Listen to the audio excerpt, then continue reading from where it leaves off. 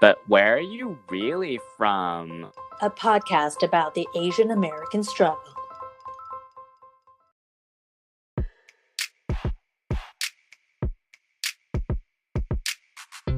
Hi, I'm Jocelyn. And I'm Angela Lynn. Welcome back to But Where Are You Really From?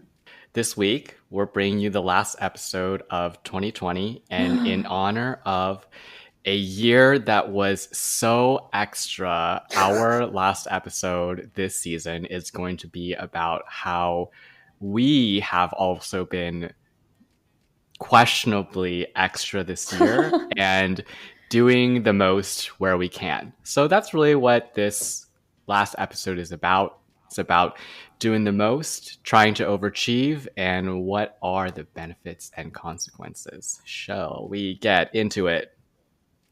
Basically just being Asian. Yeah. Always trying to overachieve. Well, look, I mean, like last year, going into this year, 2019 going to 2020, I was like, 2020, I'm going to just blow it out of the water. Like, I'm going to do like everything over the top, everything extra. And Miss Rona beat me to the punch. So, yeah, it's been really interesting. And I wanted to talk about this particular issue, no, not issue, but this particular topic, because I feel like a lot of people are really not confused. Maybe confused is the right word. Confused or unsure of like what they should be doing during this time because it is a lot of extra time, right? A lot of people, if you're able to work from home, you're getting the time back that you would spend commuting or doing other nonsense things that are that are part of the process of going to work. But I feel like a lot of people have been struggling with like, what do I do with this time? Because on one hand, you have the time, but on the other hand, everything is such a slog that it just seems so difficult to like get yourself motivated to do anything, honestly. So, Yeah.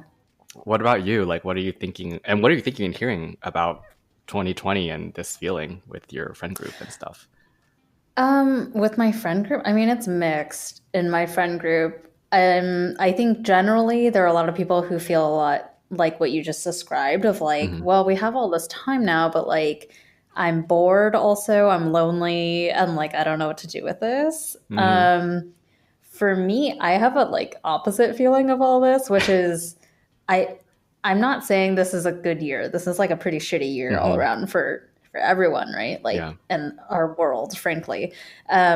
But I do feel like those of us who are already lucky enough that like we didn't lose our jobs or have anything like significant happen to we didn't get coronavirus, we didn't have Yeah. anything else like significant happen to us during this time.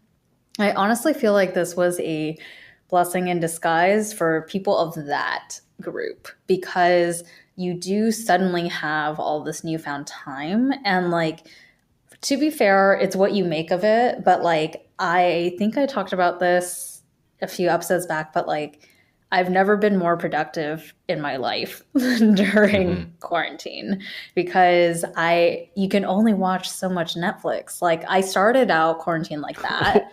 Hold on there. Haven't you seen the memes that are like they finished watching Netflix at this point? Like I feel like I started quarantine being more like that, whereas like the world is shit. I'm not motivated to do anything. I'm just gonna like binge every Netflix show. And like I started that way. And then after a while I was like, I'm bored, frankly, of doing this.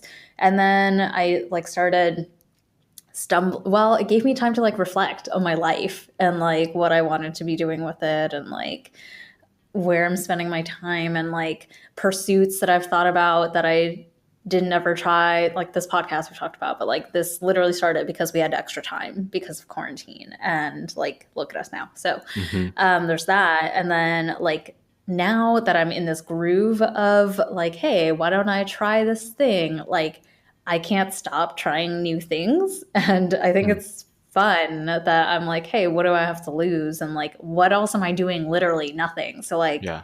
I'm just gonna go for it. So I didn't go into 2020 like you thinking like 2020 is my year. I'm gonna be extra and like go all out. I did not think that at all. I was like, whatever, here's a new year. So I didn't have different expectations of the year. And then it Yeah. like came and surprised me with how much I did with it. I think that's amazing, honestly. Like I have I have no idea how you do it. To be honest. Because every day I wake up and I'm just like, I need help. Like call 911, call an ambulance. Like I need help to get through my day. And honestly, I don't really know quite what it is. Like, I don't know if it's like because I am so lonely that like I am so stuck on that feeling that I can't focus on anything, or if it's just that like the cumulative churn of the past few years plus all of this stuff has just really blocked me.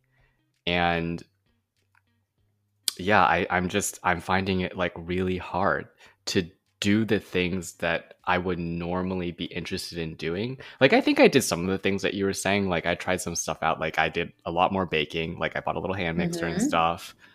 Um, I with invested a lot more in toys for my cat so that I could play with him more. Aw. What did I do? I like cleaned up my apartment. Like I got like real furniture and like some Hmm. nice things, but I don't feel like I was able to channel that energy into anything more substantive, if that makes sense. Like I feel like the stuff that you're doing is like very substantive towards like your future and stuff, but like when I try to like focus on stuff like that and think about it, it's just like I'm just like immediately blank and I just have no motivation to do anything. And it's so weird. And anytime I feel like I'm doing anything past that, it's like the most so extra. So what do you feel like is your motivation to stay productive or stay like invested in the things that you are interested in doing? It's been nice to like see what I can create with Mm-hmm. my own hands. So like I just posted a picture of my little baby bell peppers that I harvested yesterday, and like it's so satisfying to know that I grew those from the seed. Like I literally had a bell pepper. It was like at the beginning of quarantine, I think, where I was Uh-huh. just like, "Hey, I got time. I have a porch now, like or a balcony now. Like I'm gonna just try this shit. Why not?" Was like porch. Hold up. What? No, it's balcony, yeah. And so we cook all the time, and I was like, "Hey, bell pepper, let's just try this shit." And I just like threw a bunch of seeds into a jar with soil, and then now I have three beautiful pepper plants that have each produced bell peppers for me. And I'm like, "Oh, you came from little throwaway trash seeds." Like, it's just beautiful to see. And then like similarly, I think I told you. So what's funny is that I used to work at Adobe, but when I worked at Adobe, I did not care about Adobe products. And Mm-hmm. then, like, this 2 weeks ago or whatever, Adobe had its annual Max conference, the creative conference. And because quarantine is what it is, they couldn't do it in person anymore. So they made it virtual. It was all free, which is like a big deal because it was a very coveted, it was like the one thing I would have wanted to go to when I was at Adobe, but it was like cost a bunch of money and like they wouldn't give any employees any headcount. So I never went, but now it was free. And so I like learned a bunch of stuff about how to use like Photoshop and their video editing tools, and like, and they just have a bunch of videos of like really awesome successful people in the creative field, and like Mm-hmm. showing you how they like make beautiful art and like videos and stuff, and it was super inspirational. And so I like just bought everything, and I'm like learning how to use all the shit now to make my own stuff. And it's, Nice. I don't know, it's like I like that feeling of like creating something from nothing and like Mm-hmm. learning. Oh, I think that's cool. I feel like what did they say? Like the learning mindset is like the most important thing to have to be like flexible into the future and so that you can be like accommodating for the changing future of work, whatever that Mm-hmm. may be. Mm-hmm. I definitely that definitely resonates with me, although I feel like I struggle to maintain a good habit of learning things that I want to learn. Like I have like a million things favorited in the like Linda learning section because I have LinkedIn Premium and I keep it specifically so I have access to the Linda learning section, which has like so many like really Mm-hmm. great like intro videos to like super topical things. I just feel like after a while I lose steam because like you have to like learn like a good amount of basics for some of the stuff before you can start doing. And as soon as I get to this hump where I'm like, I can't do anything with this yet, I'm like, okay. And I'm like, I have that problem where I'm not seeing the bell pepper sprout. So I'm like, yeah, I feel like a lot of the stuff that I've been like really into, I'm like, I really enjoy it because I can see the fruits of it quite quickly. So like baking is a really good example because baking takes maybe like 3 hours end to end.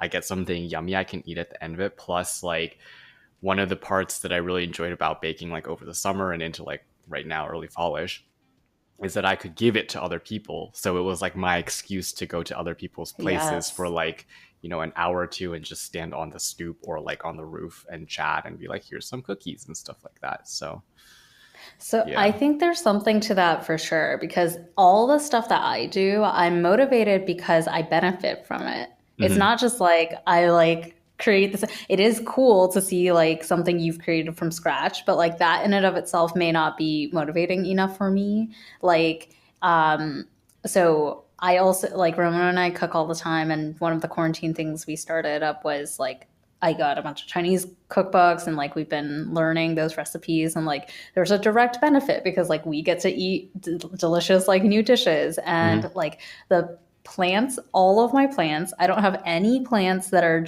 okay, sorry, I have one succulent, but outside of that succulent that gets very little love from me, TBH, is all of my plants are ones that bring benefit to us. They're herbs, or it was like a bell pepper Mm, which we will cook, and like things that are beneficial have value yeah. to me. And like even this designing stuff, like I was motivated by it because I was like, I want to like design cool shit for our podcast, or like I want to like explore selling random crap on Etsy. Like why not? So there's like a benefit to it that's driving my interest in it. Well, let's talk about the other side of it, which is like doing nothing. So, like, have you found the time where you're doing nothing to be helpful, not helpful? Yeah, I had to talk about this with my therapist Hmm.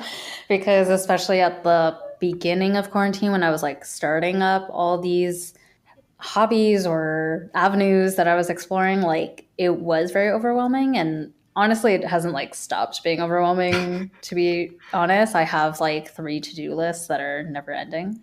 Um, yeah.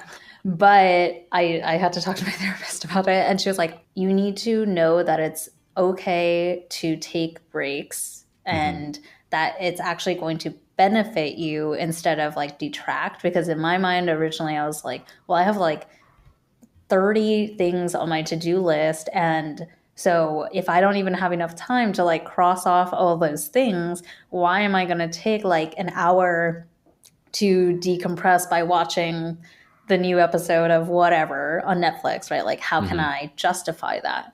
And she's like, you can't look at it from like a time Investment. perspective. Yeah.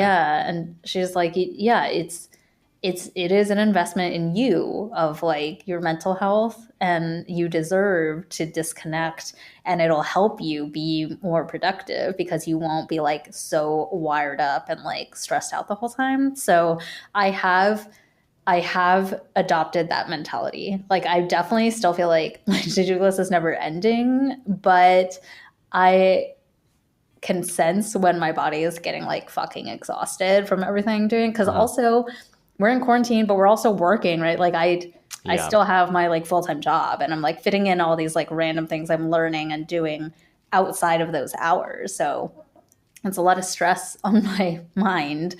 So when I feel like I'm reaching burnout, I will just throw on. Shout out to Karen. I've been watching Sabrina. I've been like fucking Wait, rewatching all the of Netflix Sabrina. version? Yeah, no, the good Oh. version, the original. You know they All right. canceled the Netflix one because no one's watching it. I Like, think there's like the last part is coming out and yeah, then no it's one wants it. canceled. I stopped watching. She's so I'm gonna watch it. annoying. I stopped. No, I rewatch OG Melissa Joan Hart, Sabrina, and I've like gone from like season 1 up until now she's in college. Like that's how much I'm binging. Like it's just my like filler Hmm. decompressing thing, Yeah. and it's been helpful. It's been helpful, yeah. That's awesome. Yeah. I also feel like I need lots of time to like try to like space things out. And what I've realized is that like when I don't make that time, like actually all the stuff that I was thinking about and like pushing aside during the day because it's like, oh, it's work time or it's like time to bake or it's like whatever, it like comes flooding back in those moments where you take a rest and it's just overwhelming. So yeah, I found that like having dedicated rest time and even just doing the meditation and stuff has been like super helpful to like process through the thoughts and like let them flow and not like jam you up like at the moment where you're like I'm ready to relax.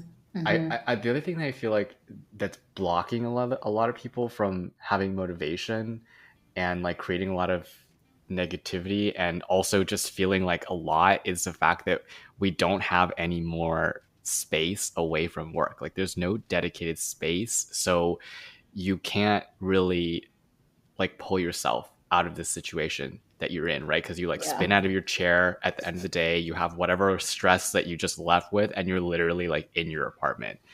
And actually maybe like a week or two ago, like I had come back from like a brunch with friends and I was like, I feel so good. Literally walked in the door and I was like, I feel terrible now. Like it Aw. was just like it was so clear. Like I was just like I'm back in this like jail. No, I feel you completely though. I think the limited workspace, like work versus life space, bothered me a lot more at the beginning of quarantine. Mm-hmm. And to be honest, um, moving helped a lot. So we moved into a bigger apartment in the middle of Mm-hmm. quarantine in the same building. But we went from a one bedroom to a two bedroom. So now we have like an office that I can keep separate. Because before I was like doing all my work from the kitchen table because we were just, Oof. yeah. But it was like, what am I going to do? It's like my bedroom or like the living Yeah. room, Yeah. essentially. And so that was rough because there was no separation. Because it would be like, well, when I'm done with work, I just like step away from the kitchen table and like go two steps to the couch. So it felt like the same space. Yeah. Versus now with the office, I'm like, okay, I don't want to be in that office anymore because Yeah. I'm clocked out and then I like exit to a different room or like now we have a balcony. So that's really nice to like sit out there to like feel like I'm in a different space. And I know that not everyone has the luxury of like having multiple spaces. So I'm sorry about that, but it definitely has helped me like physically compartmentalize my life. Mm-hmm. So why do you think we're always trying to do the most? Like why are we always trying to overachieve? I feel like a common thread with being raised Asian is that our parents held us to very high expectations, right? Mm-hmm. So like it kind of felt like you were never doing enough or you could Mm-hmm. never achieve enough. So like even if you were already like in all the honors classes and like also playing violin and like blah blah blah, it's like, oh, you got an A minus? Like why wasn't this an A? And I'm like, ugh, just crush my soul. And so Yeah. I feel like it's not that overt that that's the reason, but like Uh-huh. that way of being brought up where you're just like constantly the underdog and like you feel like you're just like never living Yeah. up. So you have to try harder to like be acknowledged. Like that has definitely stuck with me and is like driving a lot of the way that I operate for sure. Yeah, I think I agree. Like although it may not be like smack in the face, like clear, it is definitely like the undercurrents are there. Like and that's why like we're even talking about this because I'm like, is it normal that I'm not doing anything? Like when you're not doing anything, it feels like you're moving backwards Right. sometimes. And you have to, as you said, kind of just be okay sometimes that nothing is happening and nothing is changing because that's the nature of things. Like not always are things like moving forward at light speed in like a very focused direction. Like sometimes you just need to like sit where you are and just chill out for a hot second so that you can get your bearings and then go back on your like light speed journey to wherever you're trying to go. And I Mm-hmm. feel like that's part of the challenge. And it's such a weird time because everyone is going through the same thing, but at like different. And I don't want to say like I definitely hear you that like it's a an upbringing thing. I feel like other people are going through the same thing, but Oh, everyone yeah. is going through it at like different times. So even your normal, like your whole Asian thing where you're like, hey, what's this bitch doing? Like, did she get an A plus? You can't really do that, right? Because I was like looking at the beginning, I was looking at some of the people in like the people that I know in the city, and I was like, oh man, like people are struggling like a lot. I feel Mhm. okay. Mhm. And now I'm like, oh man, people seem okay, but I'm really struggling. So you're like trying to do all those things that you're normally like, as you said, like you're trying to like keep moving, you're trying to like see if you're still the best or like at least not the Yeah. last, but like Yeah.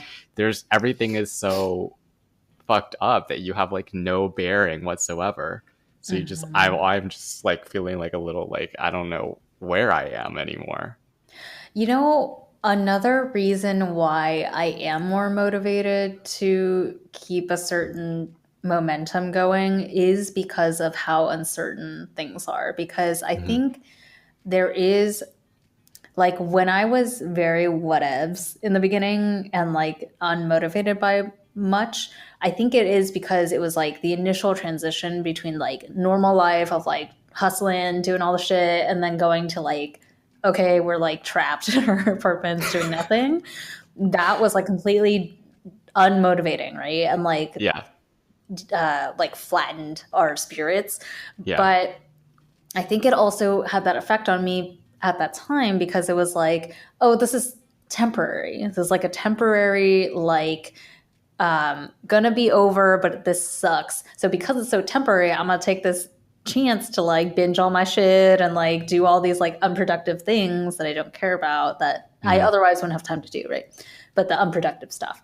And now, because sad to say, like there's no end in sight, there's no clear end in sight, right? Like Mhm. we're constantly going through like different phases of reopening, but then we like close back up. Like there's just like it keeps going back and forth. And because of how uncertain that is, I think I honestly just hit a point in quarantine where I recognize that there's no like definitive end in sight, so I better fucking adapt. Like there's no Mhm. point in like moping around the whole time because that could be the rest of your life. Like it's not going to be the rest of our lives, but like we don't know how long Yeah. this is gonna last. Like I just couldn't bear to think that I would let like it's already been a full year, right? Like almost. So like a full year, 2 years, who knows, right? Like just go by because I'm like waiting for it to come back, right? Life to come back. And like, so at that point, I was just like, okay, I'm going to do it myself. I'm going to like take advantage of this time to like better my position in life, hopefully, instead Mhm. of sitting around. So that I think that was the mindset shift for me. It's just like accepting the reality of like how Mhm. long the shit's going to last potentially. I really like that. I mean, the way that you're talking about it is kind of it isn't denying that shit sucks, but rather you're like reframing your perspective on what's happening right now to like benefit yourself. I think Mm-hmm. that's super cool. Yeah. Thanks. So I guess the last thing I will maybe talking about related to doing the most and our upbringing is like the consequences of being like always on, and not even just now, just like even before when we were like speeding through like our lives basically. Like I feel like for the most part like we're both fairly above average motivated individuals, and we're like Mm-hmm. trying to like get to where we're trying to go like really quick. So I mean, do you feel like there were like any kind of backlash or blowback to doing that? Definitively, yes. Like I think the like there are different levels of the Yeah. consequences. There's definitely just like little things like stress and like, the pressure that you're constantly feeling. But I know for sure during consulting that like it had a literal impact on me, which is like I one of my last projects I did before I quit, I was like so stressed out and working so many hours that I broke out in hives. And I've like never Mm-hmm. had hives in my life. I honestly, I had to like Google it because I was like, what the fuck is going on with my skin? It was like little bumps all over my face. And I was like, I've never seen this in my life. I don't know what this is. And I Googled it and I was like, might be hives. I don't know. I didn't go to a doctor, so I don't know for sure, right? But I was freaking out. Yeah. I'm like, what the hell is this? And then literally the day after I gave my big client presentation, they went away. So it was directly related to the stress levels that I was putting on myself for the amount of work and like pressure that I was putting on myself to deliver. So it's like there's a direct consequence for sure. It's not like imagined. It's like it's real. You can manifest, like your body will manifest physical issues because you're ignoring the mental red flags that have been going off for like a very long time. Yeah, I definitely agree with you on that. I nowhere got near to like body explosions, stress, but like also at my last job, like I was to the point where I was like going to cry in the office. And like, you know me, I'm like generally very happy-go-lucky. Like not very sad person. I don't stay sad very long. So that was like, it was like a turning point for me. I was like, why am I like this miserable over something this small? This is like not worth my like emotional investment to become so entangled in this that my own personal like mental health is being affected. And the other thing that I've come to realize, I've always kind of known this, but like I had a conversation with someone about it recently, which is basically like when you're doing the most, you tend to pick up and do things which are like you're not supposed to do. And like your boss will love that, right? They're like, oh my God, you're doing so much extra work. But then when you leave, shit just falls to pieces, right? Because then you're basically doing like the work of like 3 other people. And then like those people who should be doing those parts of their role don't want to do them because you're doing it.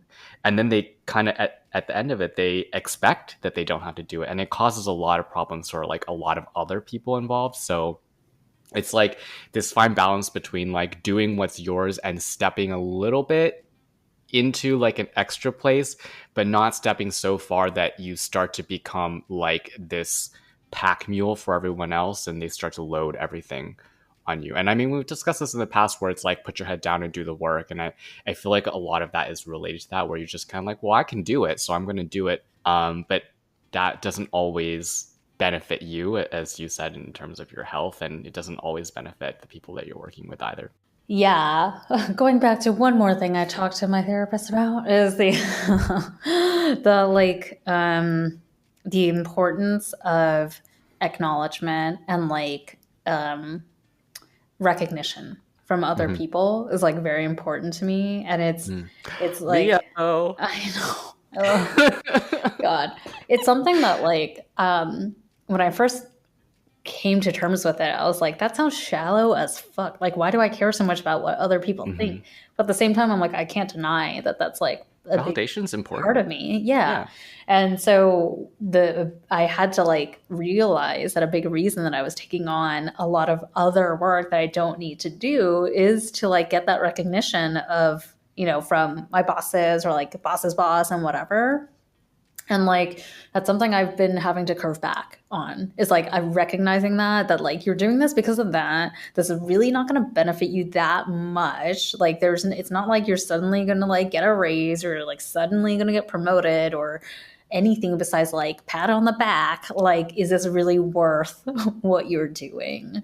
Or is there like a 50% version of this that you could still be doing that would still, you know, like check off the box or like even honestly still be above their expectation, but would kill you way less? It's something that I've had to think about a lot, and I'm like constantly trying to recognize while it's happening so I don't burn out. That's good. That's great.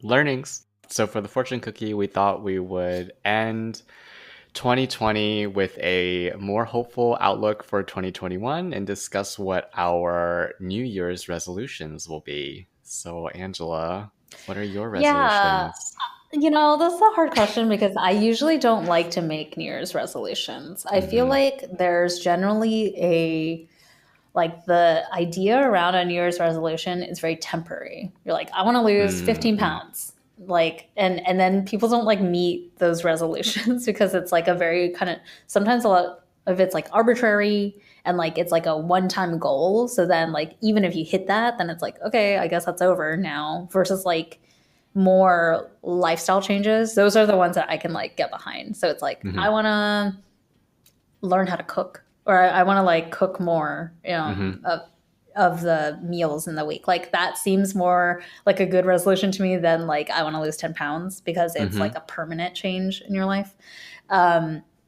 So in thinking about 2021, I think for me, honestly, I just want to keep, sounds so like cheesy, but I want to just keep maintaining this like open mentality that I've had of like exploring the things that I have like even the tiniest interest in, like see where it takes me, because I feel like those are things I can't predict where it's going to take me and like the benefit that's going to come from it, and like generally saying more yes to things than like killing it before I start. I think that's a good place to start for 2021. That sounds great. Yeah. How about you? I thought you were going to say mine for a second. And I was like, shit. Mine's kind of similar. I want to take all of the good habits I formed in this year and retain them. So like doing this, I want to retain this. Doing the like meditation practice, I want to retain that. Continuing my insane fitness journey, although hopefully like with less intensity and like broken body parts into 2021, and also like cooking more at home and eating like healthier and lighter meals. That's great. Yeah. I do feel like going back to like making the most of this trapped time, right? Like I think a lot of people have learned something new, or like gained something positive from it, even if it's not under the circumstances you wanted it to happen. So like, I love your resolution because it's just, making it an actual sustained part of your life versus like only quarantine thing. Okay. Well, oh my God, 2020 is over, y'all. If you have thoughts on doing the most all the time, the burnout that comes from that, or you want to share your New Year's resolution with us, write us in at telluswhereyou'refrom@gmail.com. The your is YOURE. And I'm also going to shameless plug that you're hearing this before Christmas. So if you need a last minute gift, hit up our Etsy store or our website. The link is in our Instagram at Lin Family Reunion, LIN. So find us there and come back in 2021 where we'll have season 3 for you. Awesome. Cool. Well, until then, 再见, bitches.